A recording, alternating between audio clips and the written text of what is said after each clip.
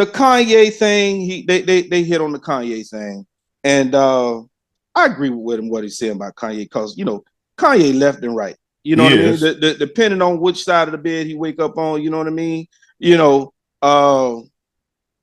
To me, Kanye needs to sit down with somebody he feel he can trust off camera, like a therapist, big time. You know what I mean? And get him some help. That's always been my thing about Kanye. His mental is so messed up. He done had so much go on, so much trauma. He messed up, man. Do you think Kanye West, if he had a black woman, things would be different? Oh, absolutely. I think Kim Kardashian used him. And the fact that they're making that man pay $200,000 a month in child support when both he and the wife are billionaires are absolutely ridiculous. I think they want to break him. And although I don't agree with the way in which Kanye articulated some of his thoughts, I appreciate the fact that he was the first black man since Michael Jackson to speak truth to power, to specifically identify certain communities of Europeans who have exploited gangster rap, black entertainers, and other people since its inception, and nobody has called them out. He's the first to do it since Michael Jackson. But when Michael did it, he wasn't in his prime. Kanye did it in his prime. I can't give Kanye no respect because I've never seen a black man seek more white validation than Kanye was. Well, that's the issue. That is one of the most self-hating black men on the planet. Kanye is not choosing a side. One day, it's about saving our people. The next day, you on a date with another snow bunny. One day, it's about helping the oppressed. The next day, you're campaigning for Donald Trump. One day, it's about being independent. The next day, I'm hearing about you going into business with some white man. Make up your mind. I think Kanye is trying to figure out where he is, but he got to make up his mind because you're too helter-skelter. And at this point, I'm going to be honest with you. Although I appreciate Kanye's honesty, I think most of his agenda is about Kanye. And I'm going to say that because when I look at our black billionaire class, whether it's Kanye, whether it's Oprah, whether it's Jay-Z, he's not in that class whether it's Tyler Perry, even if he's no longer in that class, none of them, LeBron, Puffy, none of them have built an independent black institution for the black community anywhere in this country. Not one. How many lashes would Kanye get? Kanye would probably get, I'm still working on Kanye lash count because I want to see where he ends up. I need him to make up his mind and then stay there. Okay. And I need him to be a little bit more articulate with what he says because although I think Kanye is on the right track, he's not articulating himself well enough. He's not controlling his public narrative. So when I do interviews like this or any interview, I go out of my way to be careful with my wording so nobody can try to use it against me later. You have to try to control your narrative, and he will get on a platform and say some things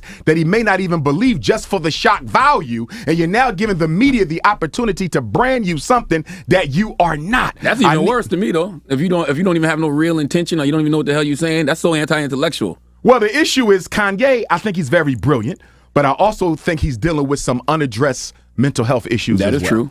That is true. You said none of them have built institutions. And I would not put him on the same level as a Kyrie Irving because I believe Kyrie is 100% genuine in his thinking. I think he's very thought out, and I think Kyrie does a good job of controlling his narrative. And I think that community that tried to destroy him could be accused of being hypocritical because Jeff Bezos, the $139 billion owner of Amazon, has just issued a statement a few days ago. They're not removing the DVD. Oh no, that wasn't Jeff Bezos. That was the other. That was the current CEO of Amazon. Okay, but Jeff Bezos is still the owner, isn't he? He's got a percentage in it, but it was the current. The person who made that statement was the current CEO of Amazon. Current CEO, Jeff Bezos, whoever. Amazon is not pulling a DVD. They have not been accused of being anti-Semitic. They have not been accused of being racist. They have not been accused of being a hate monger of any other people. So if Kyrie can be accused of all that for sharing a video that he was not in, how is it that Amazon gets none of the smoke when they said they're not going to pull the video? Smoke. They begin smoke. Jonathan Blatt was up. Jonathan Greenblatt was here yesterday, and I asked him that same question. What he said? And he said they have been giving him the smoke. What's the smoke they gave? They wrote him letters, the same thing they did. They to wrote him a everybody. letter, but they tried to destroy Kyrie's career. Not no damn letter. But they also said that it's illegal in what state? In Germany. In Germany, that's a country. In Germany, it's a country to actually have that. I guess so in Germany because of the denazification of Germany. I forgot how he worded it. I think he was saying that But Amazon is global. That's one country. Yeah, that's why. So because they can't sell it in Germany, It's acceptable. They don't want it up. Period. But where is the media campaign by them to crucify Amazon the way they crucified Kyrie for sharing the video that Amazon is making millions of dollars off? I will say that's hypocritical. I will say this, Dr. Umar. I feel like sometimes we can't be selective moralists. I'm with you, but I think sometimes we, as in black people on social media, make these stories bigger. Because if we wanted, like the Brett Favre situation, Amazon, if we talked about those situations like we talk about other things, we would create those campaigns. But the white media made Kyrie's situation an issue. So if you're going to make it an issue for Kyrie, white media, make it an issue for Amazon, white media. I mean, the white media did report on it when the ADL report. It didn't get the same energy. I think it did not get the same energy. I really think it's a double standard. I think that's because of what we talk about. And anybody who practices selective morality, whether you're a European Jew, whether you're a revolutionary Pan-Africanist, whether you're a socialist, a Christian, a Muslim, a Hebrew, selective morality is hypocrisy. Because what I'm saying, if Envy does it, it's wrong, and he should be punished. If Charlemagne does it, it's okay. Amazon is still selling it. They have yet to be branded by the ADL or anybody else as anti-Semitic. That's hypocrisy. That's one of the questions. That's hypocrisy. That's one of the questions I asked Jonathan Greenblatt. I said, it feels like when we do something, there's consequences for it. So I asked him, how do you punish that level of white privilege? How do you punish it, Donald Trump? They're not going to punish it because at the end of the day, white supremacy requires commitment and loyalty from all groups of white people. They may have their internal differences, but at the end of the day, they all agree that black people must be kept in their place. The Kyrie and Kanye issue was more about suppressing free speech for heterosexual black males than it was about anti-Semitism or anything like that. Look at Tiffany Cross. She said something on your show. They cut her.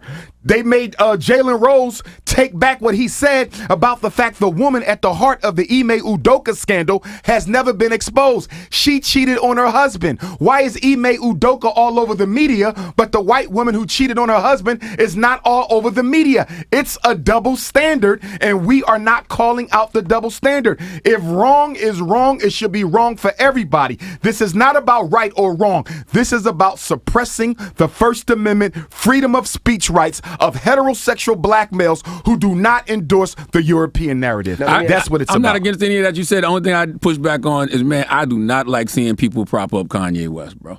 Because Kanye West is the most anti-black Negro out here. And I do not like when people just... Why do you say that? Why do you say he's so anti-black? Look at him. Look at who he chooses to be with. And even when he had those billion-dollar companies, what was under the hood of those companies, Dr. Umar? Where was his black staff? I agree. Where was his black leadership? I agree. And that's why right now, as I just said a minute ago, I believe Kanye's agenda is what's best for Kanye. I don't think it's about what's best for black people until he shows me something else. I really believe he did what he did to get freed of them contracts because he has the brand and the platform and the status now where he could probably make his own sneakers and make his own music and probably sell as much, if not more, than he did before. You're giving that man way too much credit. I believe so. I believe so. Well, Kanye's big. Well, let me ask you about Charlemagne's football team, the Dallas Cowboys. Yes. And the owner, Jerry Jones. Listen to this. Here's another example of selective morality. How is it Brett Favre, and I'm coming to Jerry, stole about $70 million of poor people's money from Mississippi to help his daughter's college build a volleyball field or something? It wasn't that much, though. It was a lot. It was up there. Yeah, it was millions. It was millions. It wasn't 70? It was in the doubles? It was millions. It was multi-millions. It wasn't 70. Yeah. Anyhow, he don't get indicted. He don't get charged. No charges are being brought against Brett Favre. If a black man did the same thing, you and I know he gets crucified. Look at the double standard and the selective morality.